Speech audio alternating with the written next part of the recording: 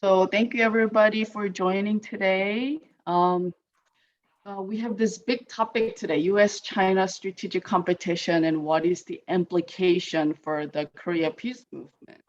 So the background of this study group or the presentation from the study group is that since last year, we have been meeting as Korea Peace Study Group, and we decided to dedicate the last 3 months, January, February, and March, on studying the US, China, and Korea relationship, especially because we have this a bill called U.S. Strategic Competitions Act in our Congress.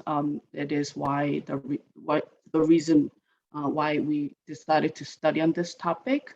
And thanks to Hyun for always leading our study group. It was very tough this last 2 months, but Hyun was always with us, and the 5 of us who prepared and did the extra study for the presentation, uh, have worked really hard in the last 2 months, and it's the credit, all the credit goes to Hyun for being with us and letting us through.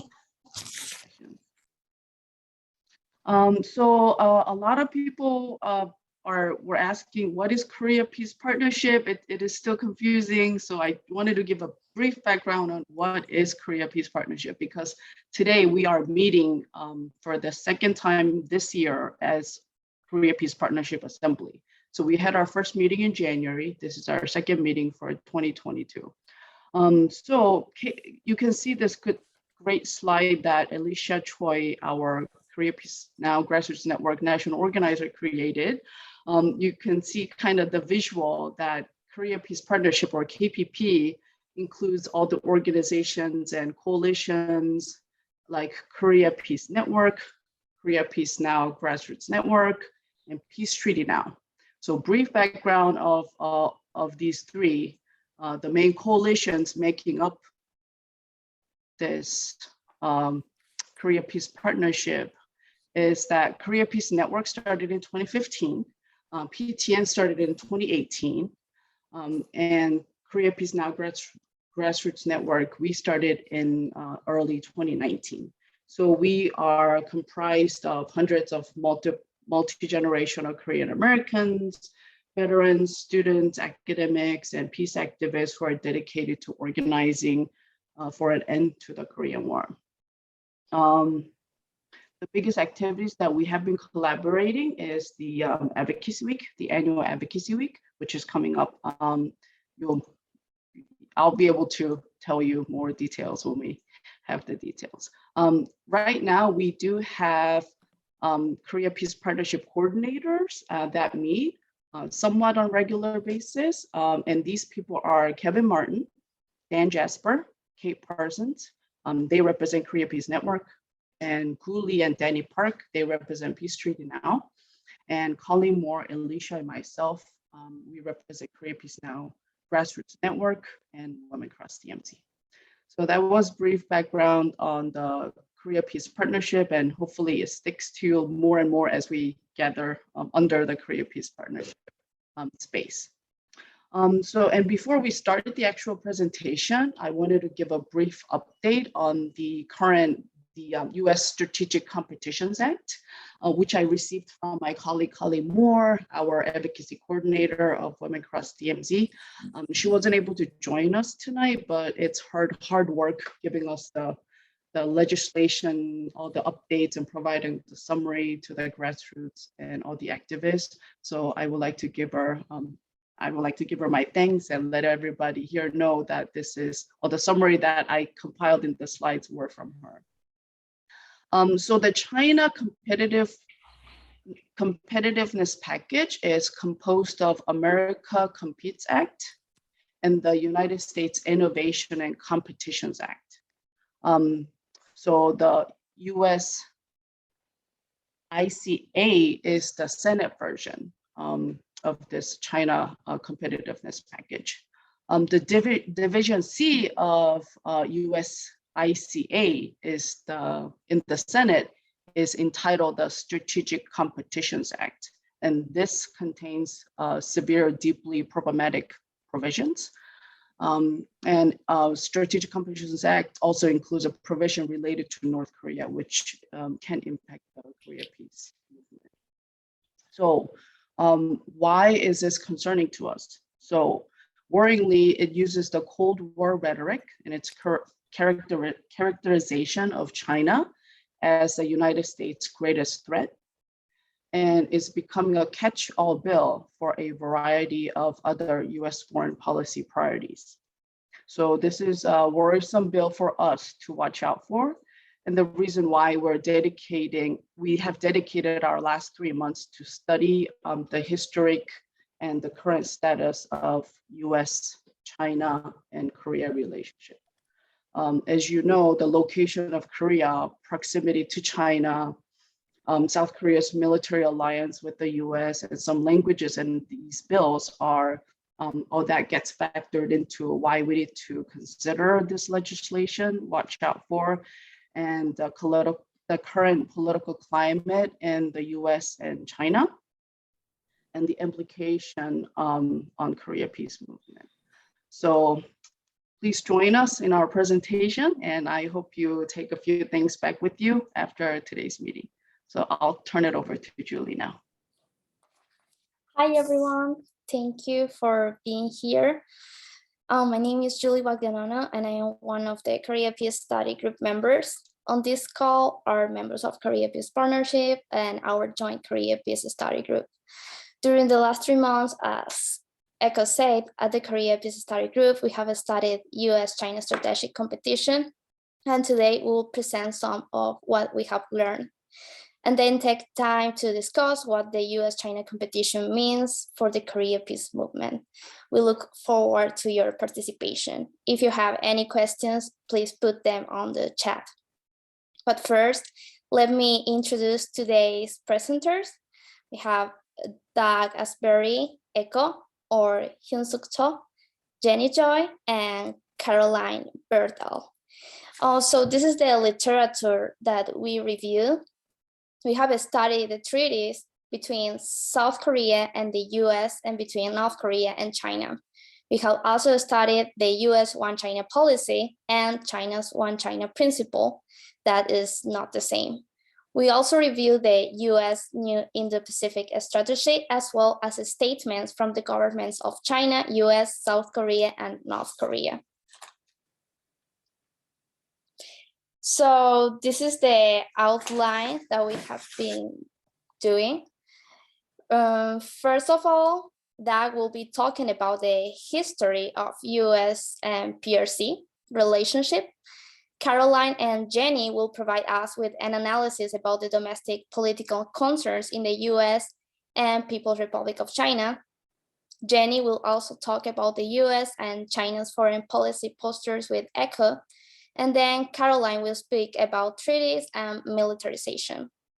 Doug will finish by sharing some flashpoints that could escalate in coming years. We will end the discussion with the implications of US-China competition for the Korea peace movement.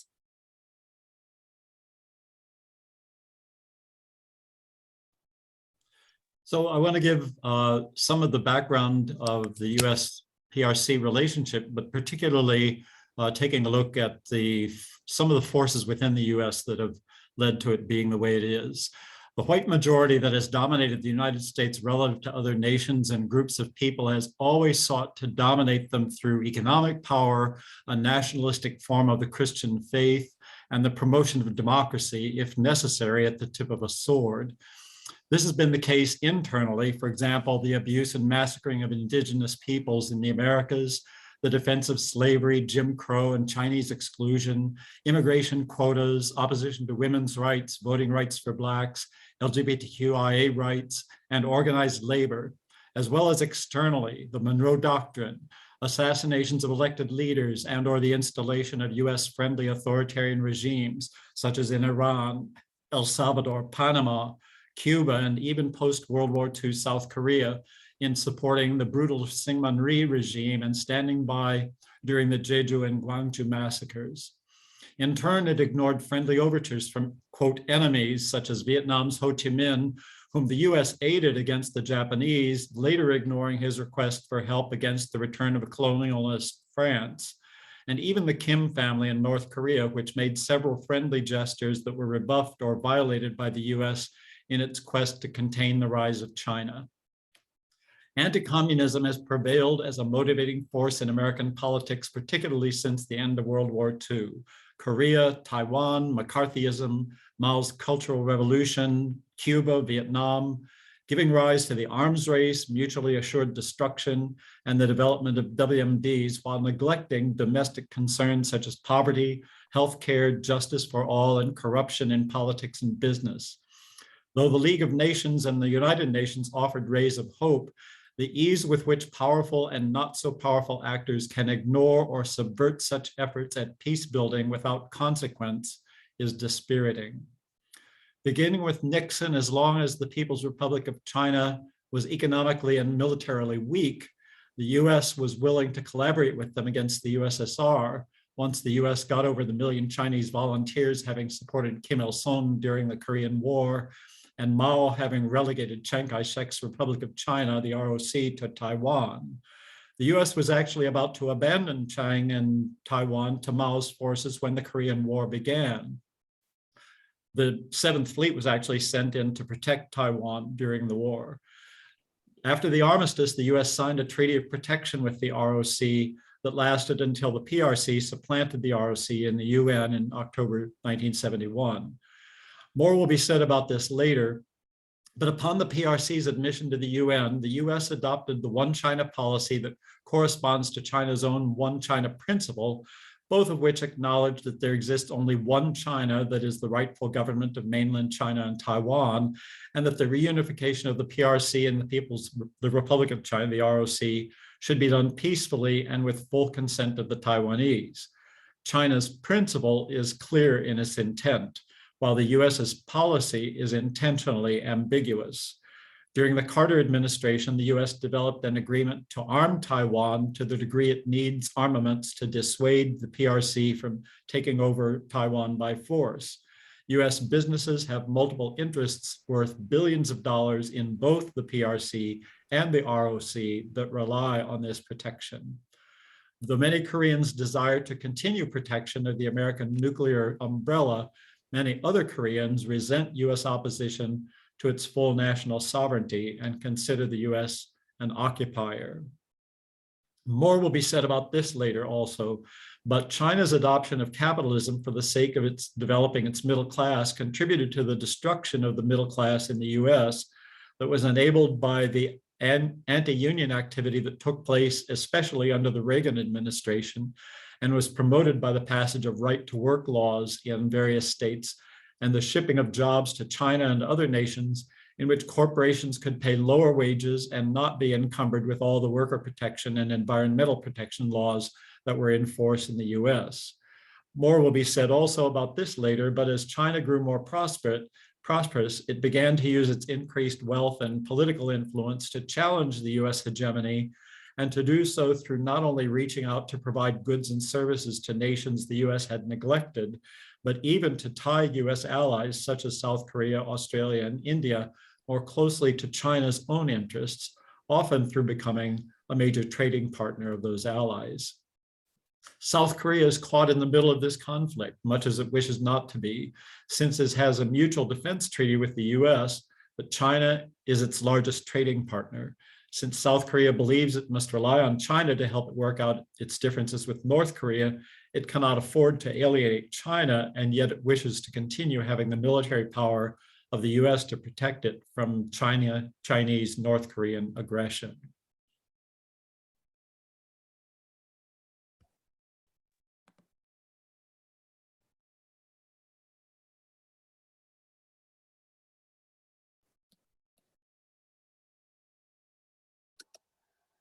So moving on to US domestic concerns. One of the largest talking points in the last two administrations, as well as the current, is the stress concern of the US economic condition, especially in comparison to China's rise in economic prosperity. We want to share a few of the US's domestic concerns that that can attribute to the rise in anti-Chinese sentiment. The first is the offshoring of American jobs. This has been a major concern for US presidents to address, especially in their bids for votes from working-class Americans. Reports show that, quote, since 2017, over 300,000 jobs have been lost to offshoring and trade, close quote. The COVID-19 pandemic has also had a significant impact on the economic condition of everyday Americans. According to a Pew Research article written in April 2021, around, quote, 9.6 million US workers lost their jobs during the COVID-19 downturn, close quote. Another concern is connected to supply chains as it relates to US dependence on Chinese goods. Both the Trump and the Biden administration expressed the desire to focus on American manufacturing as a means to bring prosperity to America. But deteriorating America's deeply rooted economic relationship with China could actually have severe consequences for the United States. To make this point, I want to give insight into 3 industries that are cited in a report given by the China Center of the US Chamber of Commerce. First is the semiconductor industry. Quote, for the US semiconductor industry, foregoing the China market would mean lower economies of scale and R&D spending, and a less central role in the full web of global technology supply chains. Decoupling would prompt some foreign firms to de-Americanize their semiconductor activities, putting to the test whether that is possible and further motivating China to seek self-sufficiency. Lost access to Chinese customers would cause the US industry $54 billion to $124 billion in lost output, risking more than 100,000 jobs, $12 billion in R&D spending, and $13 billion in capital spending, close quote. Next is the US chemicals industry. Quote, decoupling would mean a smaller US share in China's growing market, diversification by China and others from US suppliers, lost competitiveness, and lower R&D spending. This decrease would offset the newfound competitive advantages the US enjoys from lower feedstock costs, thanks to the improved extraction technologies. From the imposition of tariffs alone, the potential cost ranges from $10.2 billion in US payroll and output reductions and 26,000 lost jobs to more than 30 billion in output losses and nearly 100,000 lost jobs. Lastly is the aviation industry in the US. Quote, decoupling would mean reduced aircraft sales resulting in lower US manufacturing output, falling revenues for the firms involved, and thus US job losses and reduced R&D spending, leading to diminished US competitiveness. We estimate that a complete loss of access to China's market for US aircraft and commercial aviation services would create US output losses ranging from 38 billion to 51 billion annually. Cumulatively, lost market share impacts would add up to 875 billion by 2038. In the year 2038, yes. These issues cause a great toll to be felt by those experiencing economic hardships, and many were already suffering before the pandemic. Case in point is the opioid crisis. And the opioid crisis has been in political and public discourse since the 90s and has been more relevant throughout the years, especially in the last 2 administrations. Drug abuse, as well as alcohol abuse, increased exponentially during the COVID-19 pandemic. In a November 2021 report given by the CDC, it showed that drug overdose related deaths exceeded 100,000 annually. One of the next problems facing Americans is homelessness, with over 500,000 Americans being homeless. While this is small in comparison to overall population numbers in America, this will have a strong effect on those in big cities where this issue is more prevalent. The next issue is food insecurity and low food security, which increased during the pandemic. Studies show this is higher within marginalized groups, and during the pandemic, food insecurity triples among families with children. These issues, among many others, has led to a heightened sense of nationalism in many parts of the country. The role China plays in public discourse is being scapegoated as the core cause of these issues. Though many Americans are not privy to the statistics shown here, the rise in anti-Chinese rhetoric from politicians has spread throughout news sites and social media, breeding hostility towards Asians and leading to a rise in hate crimes against Asian Americans and Asians worldwide. I'm going to move on to PRC domestic concerns. Yeah, let's look at some of China's concerns. In a major speech last July, Xi Jinping recounted a sweeping view of Chinese history. He highlighted how, through the process of socialist construction, China overcame subversion, sabotage, and armed provocation by imperialist and hegemonic powers, namely England and France. According to President Xi, China's concern then was overcoming imperialism, and today China is still very interested in independent governance. President Xi says that the time in which the Chinese nation could be bullied and abused by others is gone forever. Very similar to rhetoric of North Korea's Juche ideology, Xi Jinping speaks of a self-reliant spirit that drives China. The desire to overcome poverty led China to normalize relationships with the US, open up to international trade, and to keep adapting Marxism to fit the particular Chinese context. China rapidly industrialized and has risen to become the world's second largest economy next to the United States. And China is now the leading trade partner for 57 different countries, including the USA, North and South Korea, Russia, and Japan, all the major players in the Northeast Asia region. China has been using this economic power to advance its global influence through the Belt and Road Initiative and the newly formed Regional Comprehensive Economic Partnership. South Korea is a member of RCEP, but the USA is not. All of this means China holds a lot of influence over the Korea Peninsula. And this is an example of how their drive for overcoming poverty domestically has really led to this global power, which Echo is going to talk about more. One of China's biggest concerns is maintaining national sovereignty and territorial integrity. What does that mean?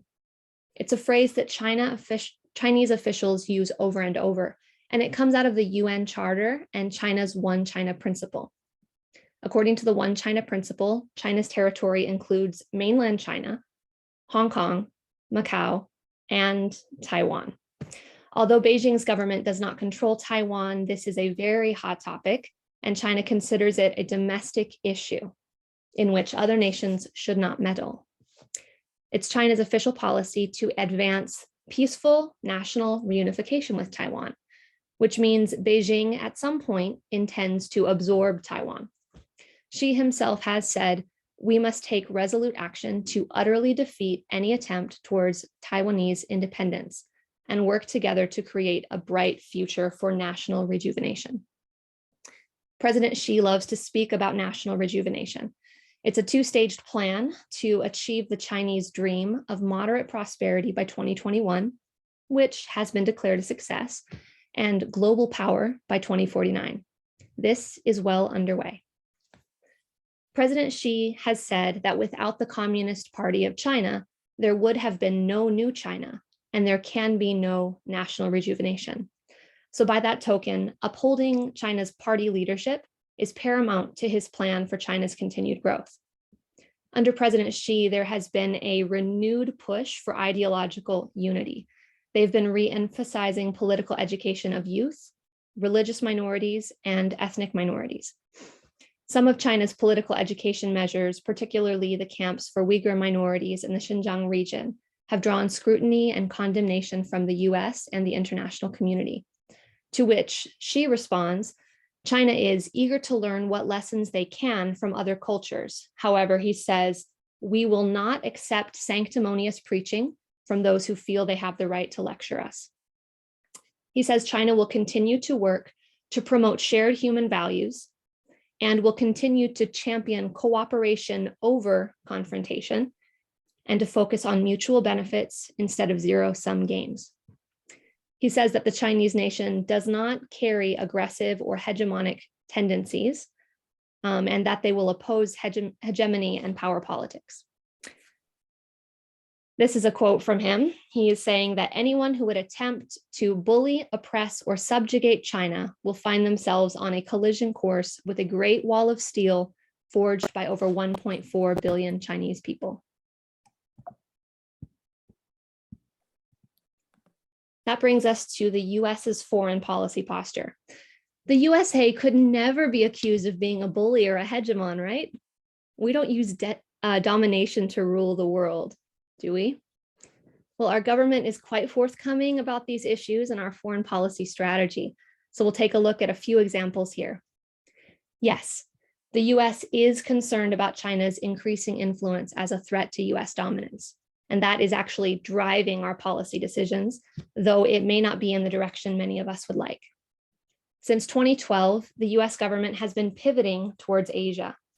And language from the last year's Global Military Posture Review calls China our main pacing challenge. In the coming years, with our focus on China, the Pentagon plans to decrease the number of troops in other parts of the world to enable improved warfighting readiness in the Indo-Pacific. That is not encouraging. The good news? Well, besides a helicopter attack squadron and an artillery division getting sent to Korea, the peninsula isn't expecting an influx of more American soldiers right now. The numbers are holding steady, but let's watch how this goes in years ahead and be particularly vigilant to how the US partners with this new South Korean government. Speaking of partnerships, that is Biden's #1 strategy for countering China. The Indo-Pacific strategy, just released in February, leverages all of our alliances in the region to face off with China, whose coercion and aggression is depicted as a more emergent challenge than climate change or nuclear proliferation. The US plans to expand its sphere of influence in the Indo-Pacific by strengthening military alliances and interoperability, which basically means we can use each other's internet and each other's weapons. To keep key trade routes free from Chinese disruption, the US plans to train and equip our military partners in rules of freedom of navigation, basically putting our partners' coast guards and navies to work for us. South Korea under President Yoon may be invited into the Quad military alliance with Japan, the US, Australia, and India. The US also plans to strengthen extended deterrence with our treaty partners, South Korea and Japan. China will be watching our extended deterrence closely, particularly for any more THAAD deployments or changes in our nuclear posture in relation to those treaty partners. Speaking of treaties, there's also talk in this Indo-Pacific strategy of modernizing our treaties. If that happens, let's see if we will grant our allies full and equal partnership, or if we'll keep them as little client proxy states. Remember that China is not a fan of imperialism, and we'll talk more about those treaties in a few minutes. The root of this pivot towards the Indo-Pacific has always been economic. Corporations made their pivot to Asia a long time ago. Although Trump pulled the US out of the Trans-Pacific Partnership, and Biden really hasn't given much time to trade agreements at all, our Indo-Pacific strategy is emphasizing that need for supply chain security that Caroline talked about. And we're emphasizing it with like-minded nations, again, revealing that ideology plays a significant role here. The US and South Korea will work together increasingly on securing semiconductor and medical supply chains. Like Echo and Caroline already said, US economic interdependence with China is viewed politically as a vulnerability, but untangling the US and China economic interdependence may become dangerous if we start to need each other less.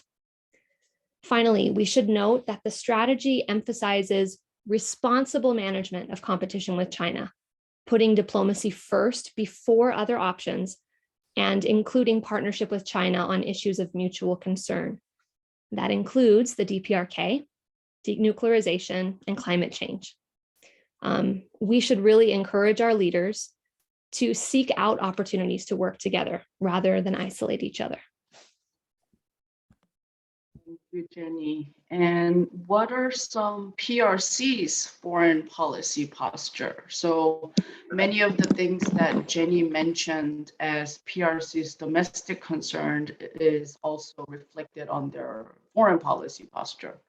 So China is being more assertive in defending its rights in South China Sea, revolving around sovereignty issues, claiming that China's deployment of necessary national defense facilities on its own territory is a right entitled to every sovereign country and is in line with international law. Also, China, just like the United States, they identify the cyberspace as critical to their economic and national security. Whether it's their government policy or not, they are trying to gain more and more leverage in what is currently US-dominated internet infrastructure, often described as cyber espionage, and the US may be doing the same to China. And more Chinese are heading the international organizations. They had many UN specialized agencies. And for G20, they held a presidency in 2016, and they're continuing to grow their presence in the international organizations. They're also cultivating allies to counter US and expand Chinese influence. For example, the BRI, Jenny mentioned briefly earlier, the Belt and Road Initiative. So BRI is a transcontinental long-term policy and investment program along the route of the historic Silk Road. The initiative was unveiled in 2013 by China's President Xi Jinping, spanning some 70 nations and international organizations. They're also emphasizing Chinese dream of rejuvenation by 2014. Jenny covered this earlier as well. You often hear the America propaganda on American dream, and China is promoting this slogan as China's path to global success. And you might have also heard the term RCEP in the last few years. RCEP, if you listen to Asian news, if you're lived in Asian country, you have heard RCEP a lot. It stands for Regional Comprehensive Economic Partnership. Became effective January 1st, 2022, with more than 10 years of development. So this is the largest trade bloc ever, basically a mega FTA. It's a free trade agreement among the 15 member countries listed on the slide, which accounts for about 30% of the world's population and 30% of global GDP. So making it the largest trade bloc in history. So this is basically considered the Chinese geopolitical checkmate in the Indo-Pacific region. So these were some of the PRC's foreign policy posture that we were able to identify. And the next section will cover the treaties between the US and South Korea and PRC and North Korea to give you the relationship between, the basis of the relationship between these countries. Thank you, Echo. We'll start first off with the Mutual Defense Treaty between the United States and the Republic of Korea. This was created on October 1st, 1953. One of the main points of interest is in Article 4, which reads, "The Republic of Korea grants and the United States of America accepts the right to dispose the United States land, air, and sea forces in and about the territory of the Republic of Korea as determined by mutual agreement." As we see with the massive land occupations by the multiple US military forces, this article has been used to justify US actions in South Korea and with deadly consequences. In a 2011 report, quote, "Seoul has spent the equivalent of 3.4 million to remove nearly 2,000 tons of oil-contaminated groundwater since 2001 near US Army garrison Yongsan and the adjoining Camp Kim. This problem continued into recent years.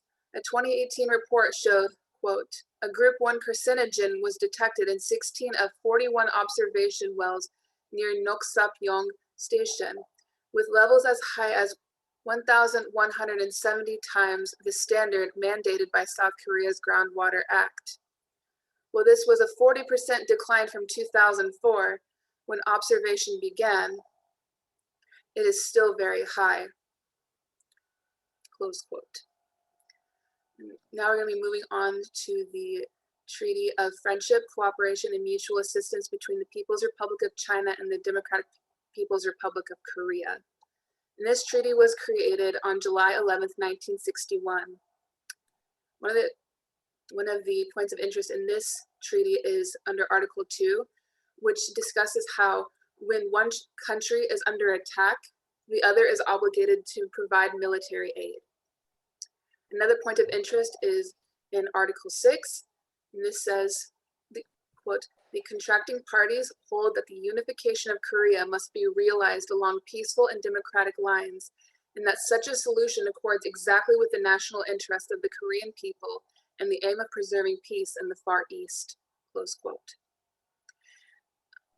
Each country believes that it knows best for the other three countries.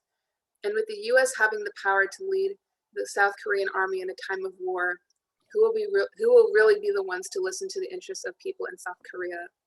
This is a question that comes up when we read things like this and these treaties and the mindset of, the leadership, not only in those times when it was created, but the leadership that is currently, leading the charge now in these countries. It is important to know what is in these treaties because they are the basis of the military relationships between the two nations. Now we will look into how US military presence affects not only South Korea, but China and North Korea as well. Stated in the Mutual Defense Treaty, and this is towards the end, the US is only obligated to come to South Korea's aid in the case, quote, "in the case of an external armed attack," close quote, or an attack on territory. We get into the war drills, which are very well known between the US and South Korea. It is interesting to note that the first mutual war drills happened in November of 1955.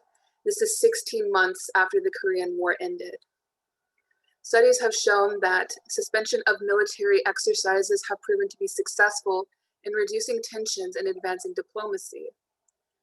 And under the goal for defense, both US and the Republic of Korea have been developing first strike capability for their defense. And this brings us to the discussion of THAAD. Standing for Terminal High Altitude Area Defense, THAAD was implemented in South Korea in April 2017. THAAD is justified by using North Korea's nuclear and missile threats. To quote Dr. J.J. Suh, THAAD, a missile defense system designed to destroy an incoming enemy missile at a high altitude, has the potential not only to undermine the strategic balance between the United States and Russia, as well as China, but also to drive an arms race in Northeast Asia to an unprecedentedly dangerous level, close quote. With that, not only can the US track missiles launched in the DPRK, but it can also monitor China's missile activity. This information is then sent to a ground-based missile system in Alaska. THAAD cannot defend the entirety of South Korea from a nuclear attack because Seoul is not within its protective range. China was threatened by THAAD's deployment. So in 2017, they took out economic sanctions against South Korea. It is important to note when we talk about the US actions in South Korea and just anywhere in the world that it is important to bring up the activists in these countries who are fighting against these policies. And it is important to see the numerous protests by Korean activists against that, especially from 2020 and onwards. This is important to show because in areas where US has a strong military presence, because when the image of any country is seen as submissive to US powers, this encourages imperialist attitudes towards that country. And now we're going to move on to the flashpoints, and Doug will lead this section. Yes, so we've identified at least 4 flashpoints or areas that could lead to some kind of armed conflict. And the first one deals with regional conflicts where a couple of different nations will be contesting ownership to the same region. China drew a map that established what they called the 9-line, or sometimes it's called the 10-line or 11-line, that indicates what it believes to be its part of its exclusive economic zone. And in fact, the United Nations established a law of the sea that set up these standards of what is a particular country, maritime country's property. They have the territorial waters, which are 12 miles offshore, and contiguous zone, which is another 12 miles beyond that. But then 200 miles off of the shore is the exclusive economic zone. But because of the close proximity of the various countries in that region of the South China Sea and along the coast of China, various countries claim the same exclusive economic zone. So China is trying to assert its claims over those of other nations such as the Philippines, Vietnam, Taiwan, and Japan, and even South Korea. But they're particularly interested in oil drilling because they import a lot of oil. And so if they find any oil off their coast within that 200-mile distance, they would like to claim that for themselves rather than having some other country share those resources. And then fishing rights are also a concern to feed 1.4 billion people. So China is really anxious about getting what it can from the region that it claims to be its own, and particularly that it has built some what began as atolls and unoccupied rock formations in the South China Sea out into actual islands, with sometimes with airstrips on them or with places where ships could dock and that kind of thing. So they have militarized a lot of that area as a kind of a prelude to claiming their rights there when they come into contest with other nations. The Philippines has had a problem with that, with their own ships being challenged by Chinese ships. There are also trade routes that go through the South China Sea, and 33% of the world's trade passes through the South China Sea, and 60% of Chinese trade goes to the South China Sea. So China wants to be able to control what goes through those trade routes. And if it comes to China having conflicts with other nations, they could actually try to limit that trade or eliminate that trade through those trade routes, possibly by use of these military installations they've built up. The Taiwan Strait is another area, as we've mentioned before. They want to have a peaceful unification with Taiwan, but how that's going to look in reality is anybody's guess, and nobody has a guess that looks very peaceful. And finally, on the Korean Peninsula, with missile launches, with military exercises that North Korea claims are always geared towards attacking North Korea and decapitating their leadership and taking over North Korea by force. The nuclear tests that North Korea is performing, and now with the Yoon government coming in, it seems like he may answer provocations that North Korea may launch with his own provocations. And then the THAAD deployments as that have already been mentioned. So at least these four places could lead to some kind of military action that would be very unfortunate, to say the least. Yeah. We've got a few conclusions as we wrap up here. Basically, the US's main foreign policy focus is China. And China is also not pleased with US global strategy, particularly where it is imperialistic. And they're not pleased with hegemony in any form. And so that's an issue. Both countries frame a real ideological conflict. We see that hardening in both countries, which is troubling because it's reminiscent of Cold War era thinking. We also see increasing militarization on both sides, like Doug described in the South China Sea. And of course, in the US's partnerships as well. US is holding military dominance, but China has an economic checkmate. So there are some significant flashpoints that could escalate into a hot war. Our treaty partners, ROK and DPRK, would be drawn into any hot conflict. So that is of concern for the Korean Peninsula. But we're really interested, listeners, in how this presentation has jogged your thoughts and what the implications for Korea peace might be. We also see there's some questions coming out in the chat. So maybe if someone wants to raise those questions now, or discussions about how do you think this China-US conflict is going to impact our movement for Korea peace, we welcome that at this time.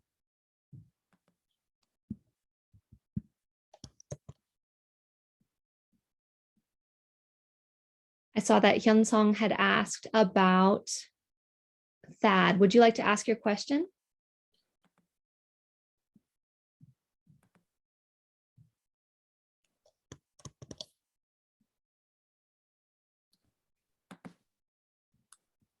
There was a question about more THAAD deployments and would the US reject this request? Honestly, when I read through the Indo-Pacific strategy, it looked like the United States was very open to increasing THAAD deployments if necessary. I think it's in the US's interest to be monitoring China. So if this new administration is interested, it'll probably receive a lot of domestic. I think there'll be a lot of resistance in South Korea to that, but I don't believe the US would necessarily be opposed. Anyone else? You can raise your hand, you can unmute and ask your question if you'd like.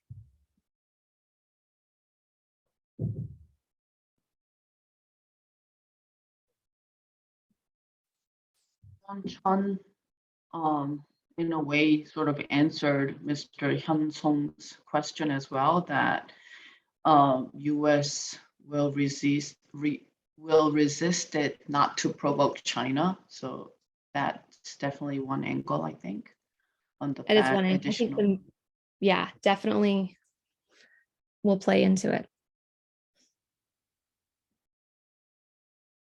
And Shimon Chun's first question, according to a Korean scholar, China stressing that additional sanctions that the U.S. is imposing on the North in response to the latest ICBM test only aggravates the situation, is reportedly proposing that the U.S. halt joint military exercises with South Korea and North Korea, suspend additional ICBM and nuclear tests. Has any of you heard about this? Any comments on this? So I remember last year or the year before, or even before I was paying attention to US ROK war drills, maybe China has always made comments, but particularly last year, only because I was paying attention, I do remember that China did comment that they are opposing the war drills. Probably like in a Korean newspaper or maybe in the news. But other than that, I'm not sure if there's anything like latest, and particularly for this year, if there was anything, any stance. But if anybody else has any information or comment, please do. Yeah, Joe, why don't you go ahead and ask your question? What does the PRC mean by becoming a global power by 2049? Isn't it already a global power? What is the definition here? Doug or Jenny? Doug, why don't you speak to that? I think that she's saying that he doesn't like hegemony is a way of saying he doesn't like American hegemony, but he won't mind if the 1.4 billion people of China establish their own hegemony in the world. So I think it has to do, in a sense, with the rising living standard that he and the party have been trying to propagate in China, and the anticipation that once more than right now, I think it's something on the order of 300 to 400 million Chinese are considered middle class. And I think that number is growing constantly as China makes headway in terms of capitalism. But I think that then he just anticipates that once more and more Chinese become middle class, that China will grow in influence economically and politically around the world, and kind of a natural hegemony will develop, where China really is the world leader. Yeah, and although China, makes Xi Jinping talks about not having a hegemonic bone in its body, we've even seen how Chinese investment globally has, like, for example, I'll give an example of in Uganda.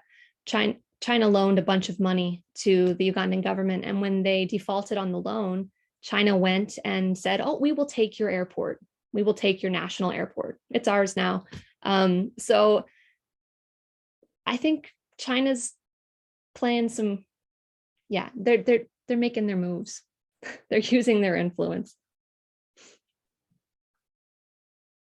Some years ago, too, I remember that China was making a bid for the Panama Canal Zone because the US seemed to have lost some interest in it. And China said, well, we can make use of that. And we may even dig a bigger canal that's deeper that can have larger ships go through it. So China has historically, in the last decade or more, had interests in expanding its influence around the world.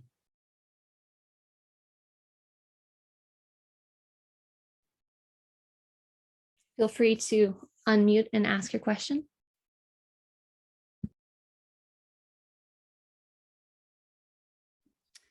Is that for me, Jenny, or anybody?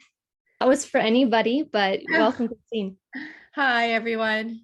I was wondering if you have seen any inklings of some formations among countries that don't want to be aligned with either. I mean, I know that seems so impossible, but just the limiting space that's being created by this great power competition between the US and China. Have we seen any efforts towards a non-aligned movement similar to what we saw, like the Badong movement, trying to resist Soviet or US, domination? So I'm just curious.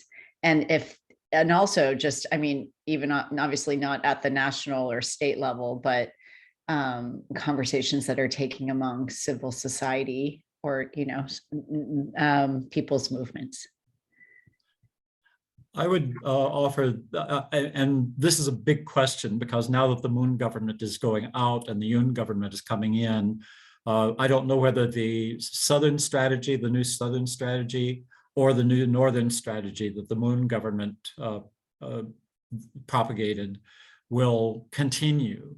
But both of those were an attempt on, from my perspective, of South Korea to actually create a movement that worked around the US-China competition, and that even established South Korea as a partner to various nations, especially in Southeast Asia, but also with Russia, to do something other than deal with the US-China competition in the area. Whether Yoon actually continues that or not is anybody's guess. I think that's a great question, Christine. And I think we should that's something we could be exploring, even through our Korea Peace Study Group, just to see where are the spaces that we can, leverage, that's important. I feel like we need to get away from the diametric polar power competition. So I'm curious if others in the room have input on Christine's question. Yeah, because I just wanted to also add, I mean, there's so many, I'm based in Hawaii. I mean, not there right now. I'm on the West Coast, but I think about so many of the countries and territories of the US that are being impacted. And so on the one hand, Hawaii, Guam, South Korea, obviously, Okinawa, all these places across, especially the Pacific, that face US military occupation, but then also this influx of economic development from China. And so it's like kind of presenting two different, very similar visions, right? But a very militarized vision or a very capitalist, hyper-capitalist vision. And there's just no space to think about neither vision. So I think as a peace movement, we have to think bigger of how do we resist this, and how do we start to create alternative realities and possibilities than the one that's either being forced either by China or the United States. I think that's what the world is yearning for. We need a third way. Absolutely. I do a discussion group up in Evanston and a senior citizens group. And next week, we're going to talk about Dietrich Bonhoeffer's theory of stupidity. And it probably won't help to identify US and Chinese leadership as stupid, because that would only alienate them. But what Bonhoeffer says is that when people see somebody who's got a charismatic leadership quality to them, which obviously Trump did have and still does, and Xi has in China and for other nations, they tend to give up their ability to step back and do an analysis of the situation for themselves and with their own self-interest in mind, and they simply follow the charismatic leader. So one of the things that happens is, especially if fear is raised, which obviously is happening in the US-China situation, among others, people are looking for somebody who can help them deal with their fear in an acceptable way. And if building more military might and building more military alliances and protective devices like the THAAD and this kind of thing seems to be the best way to deal with our fears, that's the way the majority of people are going to go. But Bonhoeffer says the only way to combat this, there is no real good way to combat this stupidity that is caused by the limitation of options that are caused by our fears. The only way a person can be freed from this is if they have an internal freedom that occurs as a result of something changing externally, so that it brings about that ability for them to be freed of their internal fear.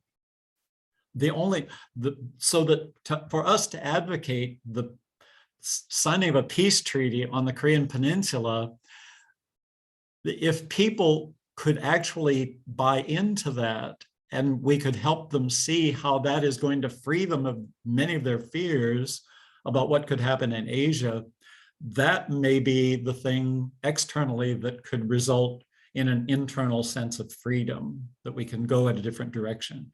So for us to be continually focused on that, even though I've been told that I'm naive and I've bought into North Korean propaganda when I've advocated for the peace treaty, that may be the only way that we can actually hope to have success.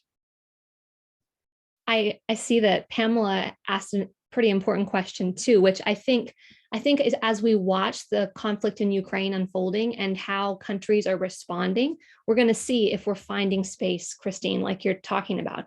Are we going to find the nations that refuse to completely ally with Russia or refuse to completely ally with the US? Now, South Korea is really working it to try to keep themselves out of having to sanction Russia to the full extent. So they're negotiating that, with the US military, US government, the occupation. So they don't want to hurt their economy to hurt Russia, so I think we're going to watch that movement and see how people are playing it, and we'll see where there's political will to find a third way. Pamela, do you want to ask your question? Yes. Okay. I have to go back to it. Well, I'm in the Alliance for Nuclear Accountability, and usually we we advocate to eliminate at least certain really dangerous nuclear weapons programs. And one of them is right now the plan to build 450 new ICBMs, intercontinental ballistic missiles, which are now called ground-based strategic deterrence. But under the current situation, we really are just going to be spinning our wheels to try to get anything done in Congress. And actually, the funding has gone up 60% for the beginning development of this program in the last year. So we're really going backwards on nuclear disarmament. And I just see this war in Ukraine has just played right into that hand. And if something does happen in with North Korea, it's going to be even harder. That's all I want to say. I don't know if anybody else wants to speak to that. Anyone is welcome to speak to that.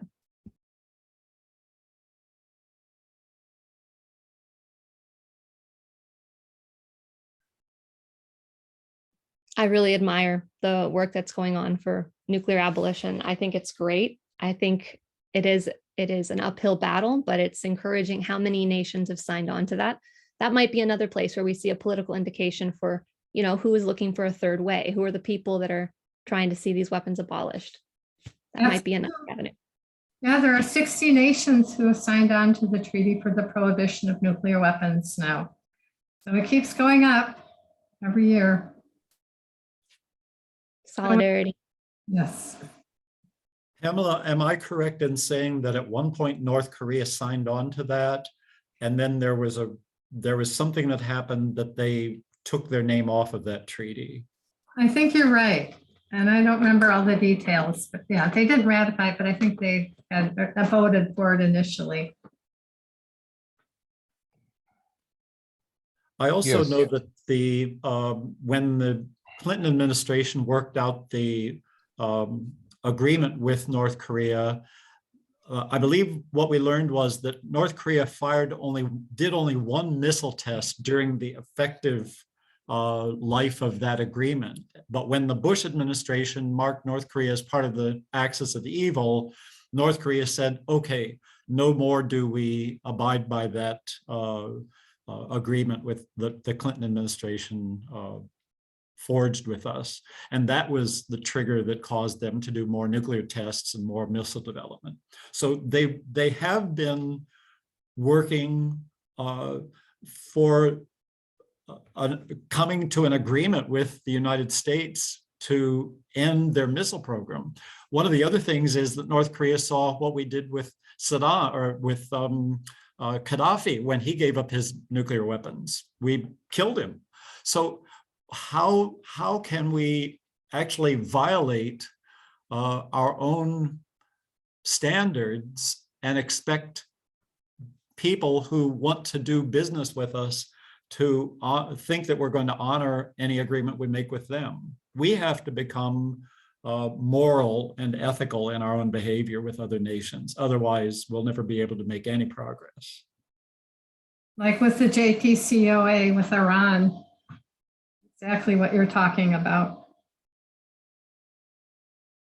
Well, I don't think North Korea ever give up the nuclear weapon, because their focus is always to try to have the dialogue with the United States, and having United States admit them, acknowledge them as a independent, the nation sovereignty.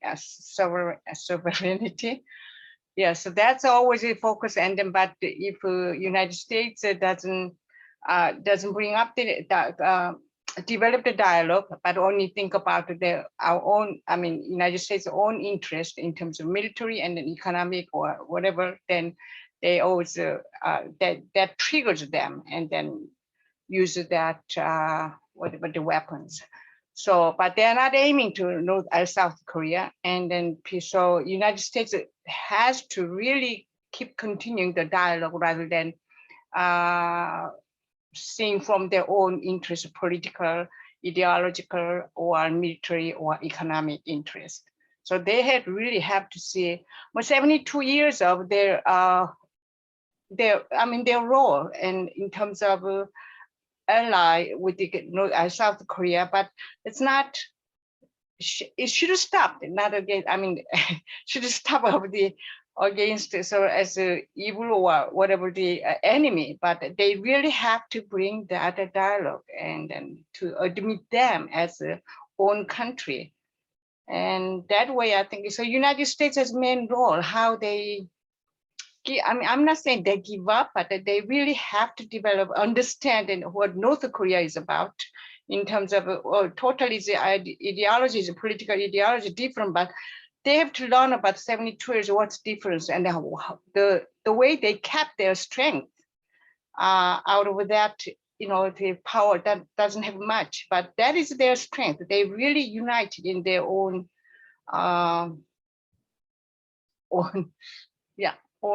understanding. So, but the United States doesn't seem to understand that. They only think about, okay, that's their political ideology different, and then that's dangerous, and we are not work. We want to work with the Japan and also with the group in Korea who take side with the United States policy and they get benefits. So that's the main reason why I know South Korea have more problem. And now Yoon government will take will be all as upside down. And then Moon government for 4 years, he has done a lot, taking that peace process. But this is going to be really will be broken by Yoon government, and he takes his own interest and then using the United States power. I mean, United States, the ally then. So United States. This is very dangerous time, and I'm very much concerned about new Yoon government once he is installed as a president, and then it's going to be totally different. So U.S. has to have a really key role, and then reflect their relationship, what is it for, and then peace in the Korean Peninsula and then East Asia, Southeast Asia. I think you raised a really important point about how this is becoming so polarized and ideological, and the tendency then is to shut down the other voice and to only surround yourself with the voices you agree with. And so I think study at this time, collective study, is really important to understand the perspectives that we don't understand, so that we can first understand it ourselves and not get sucked into that vortex of good and bad and this Cold War talk, but also so that we can inform others and we can, use this to inform our advocacy as well. Ellen, I noticed that you made a comment. Did you want to unmute and say anything more about China pushing through Nicaragua? It's just another piece of China's acting in the world. I have lived in Nicaragua and remain very interested and involved. And I know that for quite a while now, there's been a lot of push from China about some kind of other passageway through Central America. And Nicaragua makes sense because it has those two enormous lakes. So a lot of it could be a water canal, or they could do rail and water, or all rail. All ideas have been proposed. It's just another piece of China's activity in the world.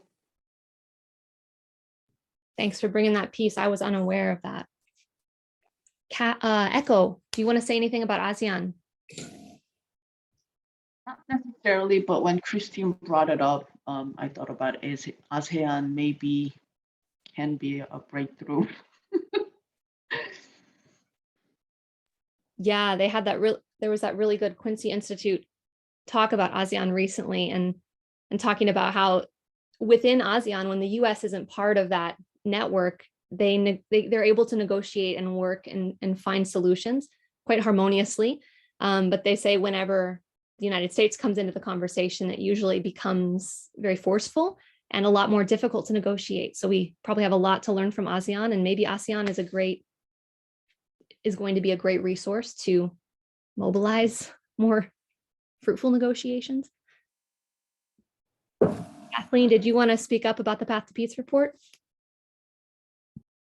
Oh, I was just responding to the comment about North Korea having joined the NPT and then why they withdrew, because which is explained in our Path to Peace report about what happened essentially, that when it was revealed that North Korea was one of the 7 countries that had been identified as targets of a possible US nuclear strike in 2002, the Nuclear Posture Review, that they ended up withdrawing from the NPT, North Korea. That's all. Yeah, that's important. We should really be watching because there's a nuclear posture review going on right now. And so when Biden releases that, that's something we need to get our eyes on and see how's that going to be impacting. China is going to be watching it. DPRK is going to be paying close attention to it. One thing that we haven't really revisited was that Strategic Competition Act that's going on in Congress. Are any of you in this group involved in activity or advocacy toward that bill?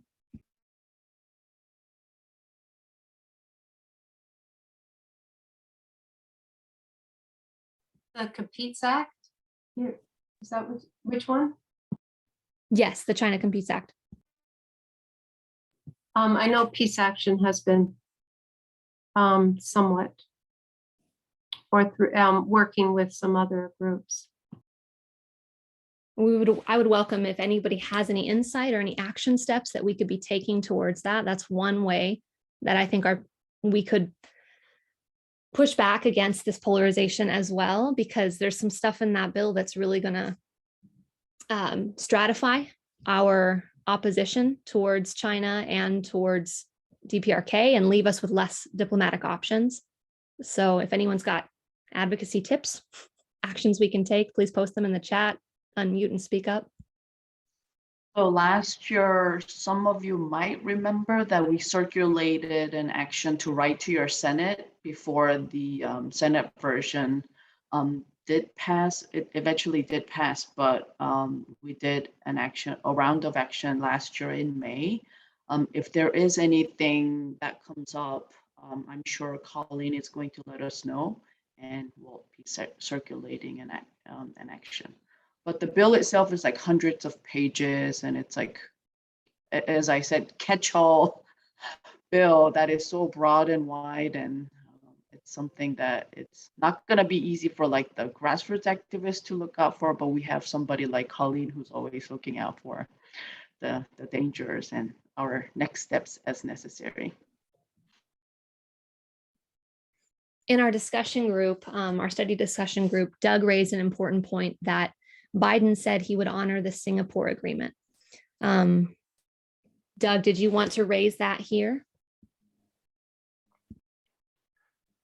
Yeah, because in the Singapore agreement, there seemed to have been a sense that both sides would be working on enabling North Korea to experience peace and prosperity, and that both sides would be taking steps that would satisfy the other side that they were moving in the right direction and moving in the same direction as each other. But Biden never took that seriously. And of course, Trump was just doing it as out of his transactional idea, and he finally just set a line that he says, okay, now you need to denuclearize, and then we'll do what we say we're going to do. And so that scotched the whole deal. But the basic premise of the Singapore agreement was something that, had it been followed through even by Trump, could have actually produced some very good results. And if Biden actually came in saying he's going to honor that agreement, why isn't he doing that?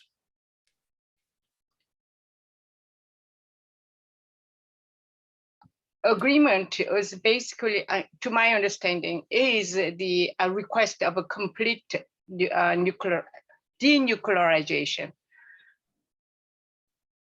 But North Korea is not going to have a complete denuclearization. And also denuclearization takes a long process, not at one time completely, but US always claim that request that, yes, complete nuclearization. And the second issue, they always talk about human rights.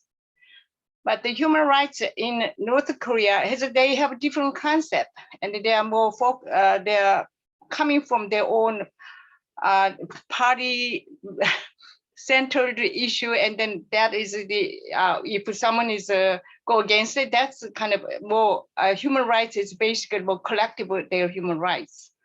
So United States has to understand, yes, it's a human rights from American standard point. Yes, they could say so, but they also have to understand what they North Korea is thinking about the human rights, because their concept is different.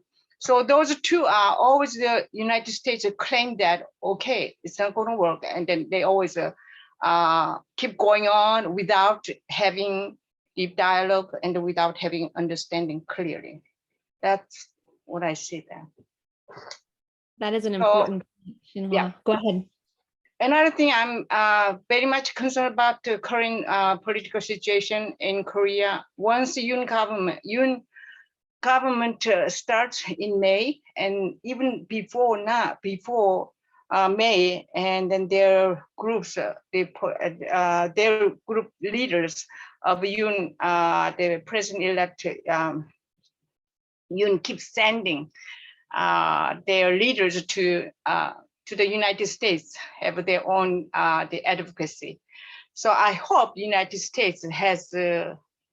They shouldn't. I mean, I'm not saying it shouldn't, but really has to keep the peace process that the Moon government has done, and to keep going on rather than listening to this offer the president-elect at the Yoon. There you go, totally upside. It will make upside down. So United States has to keep taking peace process continually, what has been developed and for the past 4 years. So that we need to make a voice for that. Well, that is one of the places where China has said that they do want to cooperate. And the United States has said that's one of the areas that the US wants to cooperate. So I don't know, does anyone know about the 6-party talks and if China has any interest in reopening them? I'm just trying to think of like, how can we encourage our leadership to partner where they can? We've got to try to bridge these gaps. Yeah.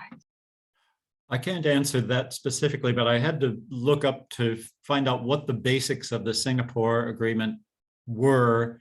And they included Kim pledging to work towards the complete denuclearization of the Korean Peninsula and Trump committing to provide security guarantees to the DPRK. Now, how can Biden provide security guarantees to the DPRK, if not at least to write an end of war agreement with the DPRK, if not also to sign a peace treaty? Those things would be concrete steps toward the DPRK saying, now we believe you, that you do not wish us harm, and we're ready to take away the things that we felt the need to mount in order to protect us from the harm we believe you want to do to us.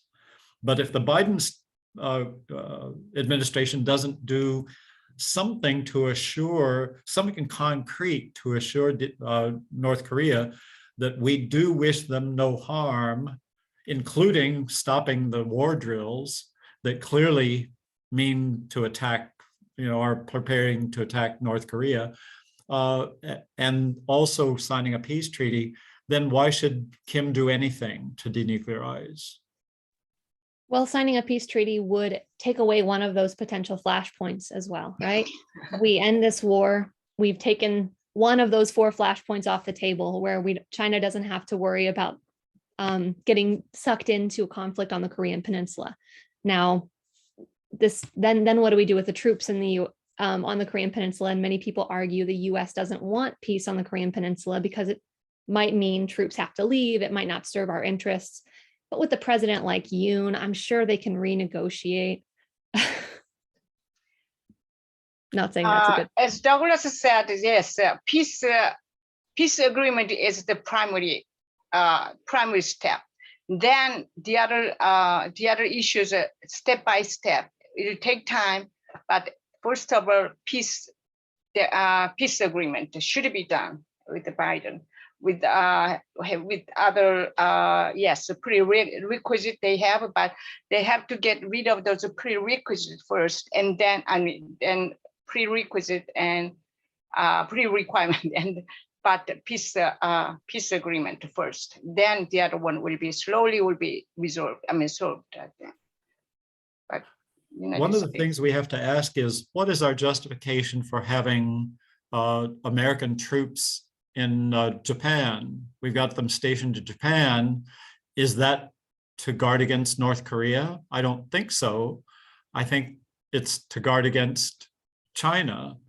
So if we've got troops in Japan, if we've got troops in Guam, why should we not have troops in South Korea, even after a peace treaty with North Korea? Because they're clearly aimed at China, not at North Korea. So this is the thing. We need to be consistent with the justifications for troop placement in whatever places we put them. Julie, I want to give some props to her because she did some great research on the Chinese and North Korean responses to the Ukraine crisis. Julie, do you want to make any comments about that? I don't want any of that to be wasted. Yes, like we started that too, all that topic about what is the position that is taking South Korea and North Korea towards the Russian invasion on Ukraine. And we could see that both countries, South Korea and North Korea, are taking the same position as their big allies. Like, for example, South Korea is taking the same position as the United States, for example, putting sanctions, and the same thing with North Korea.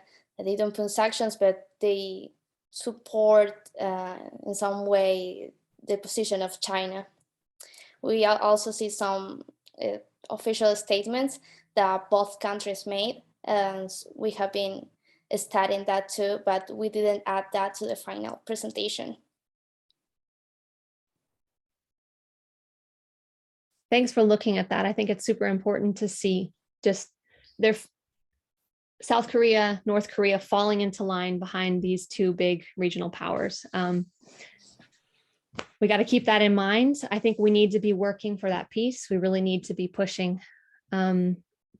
If we don't want to see these lines hardening and another emerging Cold War, we already see it all around us. We've got to do a lot of work on the ground and a lot of advocacy. Our leaders need to hear from us that we're not okay with this. We're not okay with the drumbeat that leads towards war.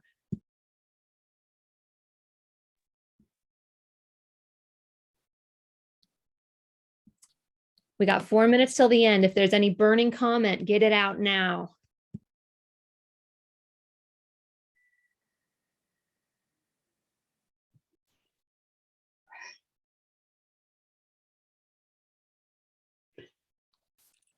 I think the United States military base in Korea is okay as long if they have a peace agreement, but their commandership should be transferred to Korea. That is no problem. But UN, United States in the name of UN doesn't want to give up that. We didn't even get into OPCON today. It got mentioned on a slide, but that's a whole can of worms. So US has to learn something there. Yes. So since we have 3 minutes left, I think for some of the next steps, New York, New Jersey chapter of Korea Peace Now Grassroots Network is hosting their monthly meeting next Monday evening with Shimon Chun. So Shimon Chun is an expert. Some of you might have joined the Massachusetts area meeting last month, and she thoroughly went over the South Korean election prospect then, and now she's going to give her information on the post-election of South Korea. So that's very interesting topic that I'm sure everybody will be interested in joining. I just posted the Zoom link in the chat. you could always email me or Sally or anybody, Jenny, any of the 5 people who were presenting today to get more information about that. And next Monday, we will be sending out an email for petition to oppose US ROK war drills that is happening in mid-April. Tentatively, they're starting in the 2nd week of April, not following week, but the week after. But the military is never clear on like what exactly the dates they're doing, things like that. So look out for an email from me. And we're also definitely going to push HR 3446 in the Congress bill to end the Korean War. So please look out for those 2. And Doug has his hand up. Yes, Echo, I just wanted to mention that the Christian Caucus is working on talking points for legislators who claim to be Christian. And we haven't fully developed them yet, but we've been talking about them, and we will establish some so that if your legislator claims to be Christian, we will have some ways that you can talk to them about instantiating Christian principles in terms of our foreign relations. So let us know if that would interest you. We'll be glad to provide those for you. Thank you, Jenny, for posting answers for Deanne. And anybody who's interested in joining the study group. Any last comments from Jenny? I'm just grateful that everyone showed up today. And I'm really grateful to the study team. Everybody worked really hard to pull this presentation together, and I'm very, very appreciative. And I just want to say too that we just dedicate this presentation to Hyun, because I think without her influence, without her mentorship, none of us would have been here or not been here in the way that we can be today. So for that, I'm very grateful. Yeah, Mr. Kim has his hand up. Yeah, thank you. You give me a chance. This announcement, the April 23rd, June 15, New York Committee are hosting a rally, and we try to connect 2 missions of South Korea and North Korea in Manhattan. And that's a main event. However, we are changing toward a little bit hostile. We protest the US military drills with South Korea. I can't control, maybe the participants are angry and they may shout more or high voice for that subject, angry at US-South Korea joint military exercise. They agreed, Mr. Trump and Moon Jae-in agreed, and South Korean president many times agreed, and they broke the agreement. And the main media doesn't speak about the US broke the agreement, but that's a serious problem. And my friends, Koreans, Americans, Japanese, coming out April 23rd, 11:40 or 11:30, Dag Hammarskjöld Plaza. Please come join us. My friends living in New York, New Jersey. One people coming from South Korea even, he bought a ticket, Reverend Cho. And over here I see Jin Chung, she's coming also. She's now in California. She's coming to New York soon. And a lot of people coming to Chicago, Washington, DC. So please, my New York, New Jersey friends, come to Dag Hammarskjöld Plaza.